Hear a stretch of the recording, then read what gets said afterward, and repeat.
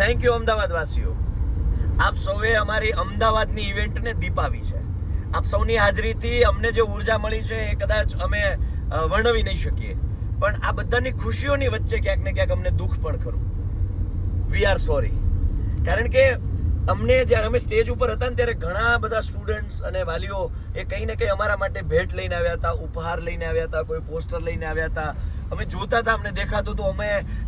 અમે એવું વિચારતા હતા કે હમણાં જ વિદ્યાર્થીઓ વચ્ચે જઈશું એટલે અમે વિદ્યાર્થીઓને સાંભળીશું, એની સાથે મોમેન્ટ્સ ક્રિએટ કરીશું, અને બસ મતલબ એ હતું પ્લાનિંગમાં, મતલબ માઇન્ડમાં હતું.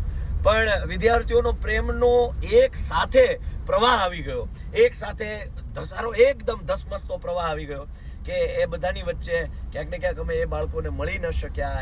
એ લોકોએ તૈયાર કરેલો ઉપહાર, જે ભેટ અમને છે એ અમે સ્વીકારી ન શક્યા. એનું આજે અમને દુઃખ પણ ખરું. દીકરાઓ, તમે ખૂબ મહેનત કરીને એ ભેટ તમે તૈયાર કરી હતી, અમને ખબર છે.